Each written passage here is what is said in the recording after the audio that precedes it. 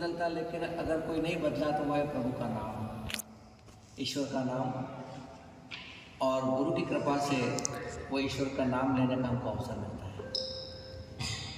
ऐसा जो हमारी वाटिका है, इस वाटिका में हम भी उस नए वर्ष के ईश्वर का गुणगान, जिसे क्षणिक सत्संग कहते हैं, वो सत्संग में गुरुदेव भी, व्यास जी भी, पधारने वाले भी, गुरुदेव त्रिपाठी जी और समस्त भक्तगण यहाँ पर आ चुके हैं। मैं सबसे पहले एक छोटी सी बात से, एक भजन से शुरुआत करता हूँ कि हमारा जीवन में सत्संग का क्या महत्व है। मैं अपने को बात करने की शुरुआत करता हूँ कि जब हम संतों के सत्संग सुनते हैं तो सत्संग को सुनते सुनते एक बार संतों के मुख से निकला कि जो सत्संग में बीते वही शुभ घड़ी है।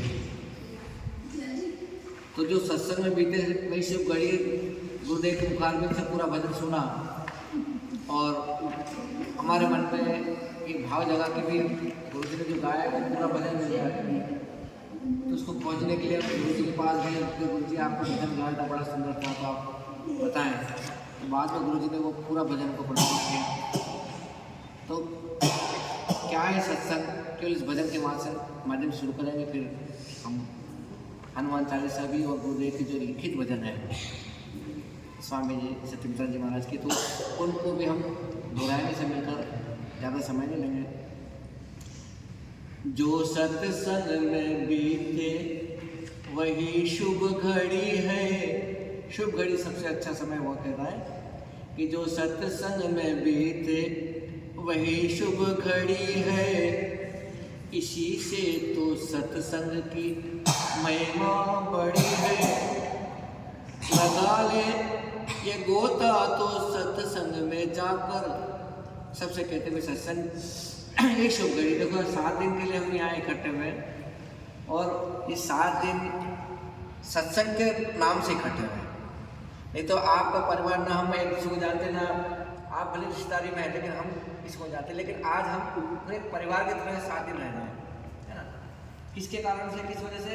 वो सत्संग, क्षणिक सत्संग, 7 दिन का सत्संग का संकल्प कि लगाता जो गोता सत्संग में जाकर, कि पाता वही मोतियों की लड़ी है। ये इसका महत्व बताया, इम्पोर्टेंस कि भी तो सत्संग में जाएगा ना उसे ही मोती मिलेंगे। तो हम किसकी तलाश में होते हैं? मोती। और मोती भी एक जीव जिसका खाना होता है, जानते हो कौन खाता है मोती? हंस। तो वो हंस मोती को ही चुगता है। तो वो हंस तो पक्षी के रूप में हमको दिखता है, लेकिन हमारा जो शरीर है इसको भी हंस कहा है। आप अनुभव करें, छोटा सा प्रैक्टिकल करके, कि जब हम श्वास अंदर लेते हैं तो कौन से शब्द की आवाज़ आती है, श्वास को बाहर निकालते हैं कौन से शब्द की आवाज़ आती है? बताया आपको? देखो आप प्रैक्टिकल करो कि सांस को जब हम बाहर निकालेंगे तो ह की आवाज़ है ना, और अंदर लोगे तो स की आवाज़ है। इसलिए जब निर्गुणी भजन आते हैं उसमें कहते हैं हंसा रे, लोग समझ नहीं पाते हंसा रे। हंसा रे मतलब इस शरीर के अंदर आत्मा वो ही श्वास ले रही और निकाल रही है, इसलिए वो हंस है। और उसको वही हंस मोतियों को चुनता है, यानी कि उसके ऊपर ईश्वर की कृपा होती है। तो वही सत्संग रूप की सागर में डुबकी लगाता है, तो हम सबको कुछ न कुछ मोती ही मिल रहे हैं 7 दिन के अंदर। ये तीर्थ है सच्चा तो पापों को धो ले। और हम कहीं जाएंगे भी, गंगा जी किनारे जाएंगे, डुबकी लगाएंगे, वो तो ठीक है, लेकिन ये भी एक तरह से सत्संग का तीर्थ हो जाता है। या भी हमारे पापों का क्षय हो रहा है, हमारे पुण्य की प्राप्ति हो रही है। ये तीर्थ है सच्चा तो पापों को धो ले, बना ले इसी घाट जन्मों से बिगड़ी है। यानी 84 लाख योनि में जाने के बाद जब मनुष्य शरीर मिलता है तो सबसे शुभ अवसर यही है कि इसी घाट सत्संग में जाकर के हम अपने जीवन का आनंद प्राप्त करें। क्यों?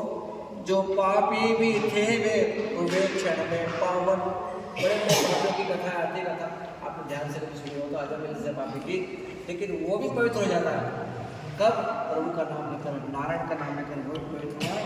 इसलिए कहते हैं कि जो पाप थे वे क्षण में पावन दयाल दृष्टि जिस जन पे इनकी ही पड़ी है। गुरु की जब दया दृष्टि हमारे जीवन में पड़ जाए तो हम अच्छे अच्छे पापों से मुक्त हो जाते हैं।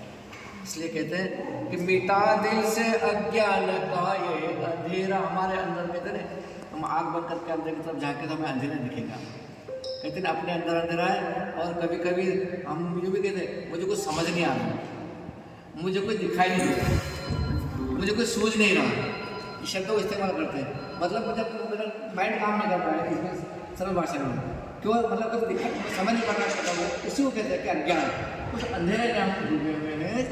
तो गुरुदेव कहते हैं कि ऋषियानंद ये ज्योति जीवन में राम नाम कृष्ण भजन करते हैं वो ज्योत जलती है।